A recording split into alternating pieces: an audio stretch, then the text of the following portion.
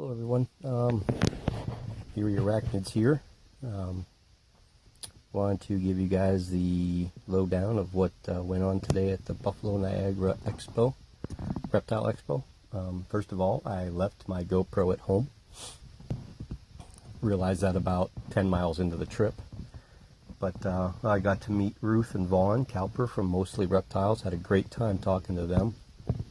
Did our deals for our spiders, the ones that I took for her and the ones that she had for me, and she kind of surprised me with this little one here. This is a Brachypelma albopilosum from the Nicaraguan import. These are the ones that get really fuzzy, and they're a lot darker. You could pretty much tell the difference between them and the hobby form pretty easily. Not really easily, but you'd be able to tell them apart. But this one I'm going to try and hold, at least just like in my hand up to the enclosure. And here's the enclosure I've set up for it. It doesn't have a ton of substrate, but enough for this one to burrow in without any problem. There's a good 3 or 4 inches in there. And this guy's about 2.5, maybe 3 inches. Unsexed, don't know if it's a male or a female. But I've never really held a tarantula on purpose. You know, I mean, I've had a few of them on me during rehousings or unpacking, but I've never really just held one for, you know, no real reason. And I really want to hold this one for some reason. I don't know why. It's just so cute, I think. Real fuzzy. But I'm more on my bed here. I have my catch cup there just in case. And we're going to see if I can get it to come out. I don't want it to be stressed. So if it doesn't really want to do it, I'll probably just take the enclosure and put it into the other enclosure and let it come out on its own. I'm not sure if I'm going to be able to do this with one hand or not, but we'll see if we can actually get it to just like start to come up and get it to move a little bit. Yeah, it's kicking hair a little bit, so I don't want to get it. I mean, if it doesn't really want to come out on its own, I'm not going to force it. And I don't want to stress it.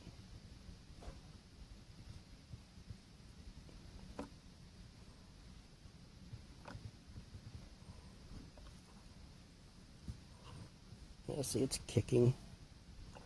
I don't know how I'm even going to react to these hairs. It's pretty placid. Other than the kicking, really. But I'm sure if it wanted to go from 0 to 60 in a heartbeat, it probably could.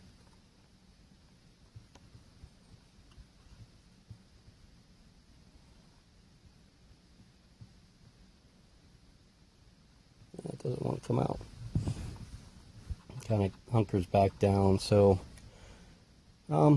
maybe I'll just let it, if I stop filming I can get it out, but there's a few other things that I got. I'll put the lid back on this guy here for now, at least just to cover it up, and I'll show you real quick what I got. I have to rehouse him yet. This is it's a tricolored, this is a common name, I guess, tricolored. The scientific name is like Opisthophthalamus wahlbergae. So it's a burrowing scorpion. I guess they get about 3 or 4 inches long. This one's maybe about 1.25 inches.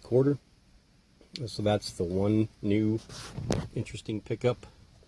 This, again, I'm not going to take this out. This is I'm not 100% positive yet if it's a Scolopendra. They told me it was a Viridis, or Viridis, sorry, Scolopendra viridis, but what I'm reading is that most of what they say are the Scolopendra viridis are Scolopendra polymorpha pseudo viridis, so that's what I'm going to go with, because that seems to be what it is. This one's about, I don't know, about 3 inches, maybe 4 inches long. It's a really cool looking. I don't want to take the lid off because it will take off, but I got to get an enclosure set up for that one. So that's one cool thing. And then here is, hopefully you can see it. Again, this is another one I don't want to take the lid off yet. This is the Encratacella.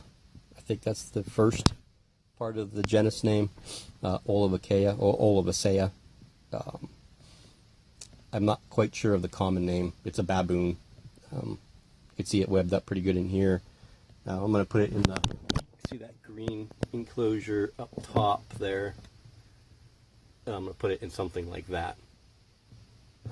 Matter of fact, well, the exact same thing as that, not something like that, but yeah, the same exact thing as that. And then I got a container of 250 of the 1/4-inch crickets for $3. Couldn't really go wrong. And then I got, and these were part of the trades. This is a Topinakinius gigas. This kind of replaces the littler one that died on me a little while back. See how Ruth puts the holes all the way down. I didn't do that with any of mine. Maybe I should have, but there's that one, and then this one really excites me. This is another one that I've wanted for a very, very long time, but I just kind of never really did, 'cause it's one of the more expensive Poecilotheria, but we're not going to get it. This one recently molted too. There's the molt. This is Poecilotheria tigranowacelli. Very, very, very super excited about this one. So this one will probably be moved into one of those black paint jars, and the gigas will probably stay in here for a molt, maybe two. Seems to be doing particularly okay in there so far. The scorpion will probably go in a baseball cube. They do like to burrow, so I'll probably put that in one of them baseball cubes, along with the other two scorpions that I need to move. And the Ageniculata, I think, is going to go in there also. And is he out? Oh yeah, here you can watch him for like a minute. No, he's not going crazy yet. He's been, since I got home, he's been going insane, lapping his container. He really, really wants to find a female. You know, that's his calling right now, is to find a female. I'm considering taking him out of this enclosure and putting him in something considerably smaller, so he doesn't have as much room to wander. But this is normal for him, and it's generally most of the time that I'm around. He's not tapping that I've heard, but I'm sure he is. There's really nothing here for him to tap to. The other Balfouri is a little smaller. There's Denver. Looking at, I think we saw Arkham, the molt looks male to me. So it does look like I'll have two males so far. Still hold out hope for the smaller one to get a female, but you get what you get. The show was fun. There was, I think, other than Ruth and Vaughn, there were 3 other tables or 3 other vendors that had tarantulas and scorpions and praying mantises. I was tempted to pull a trigger on a praying mantis, but they were very, very small, and I just I decided against it. But the Cambridge I should be molting any time, any day now. Thing's getting huge. She will get an upgrade, she or he. I'm pretty sure this one's a she, but we'll get a housing upgrade to something, you know, like I said, it will go into a container like that one there to give it a little bit more. We're going to move the Vittata out of there into the snap-tight container. And then this container here is empty. The Brachypelma bamie container is empty. There really isn't anybody. Well, you know who can go in there actually is Norman, my Grammostola pulchra. We'll probably move him into that. That'll give him more room to move, and he should do well in there for a while. And then today, hold on, you're going to walk with me here. we were at my mother-in-law's. They were emptying out their attic, and they had this, this here, this, see this nice little wooden shelf that is going to get hung probably right there, and that's where all this stuff is going to go. All the 50-gram vials and probably baseball cubes, and you know, they're decent wide shelves. So I may have to move some of this stuff around to lower it a little bit. Probably move one of those containers up to there.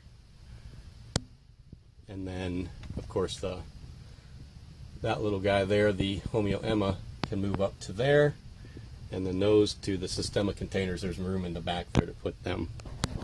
And these will be, like I said, temporary until, you know, we cut back on, I keep saying cut back on the collection, and then you're looking at my dresser again, and end up with more stuff. But I took 4 tarantulas there, and actually only brought 1, 2, 3, 4 home.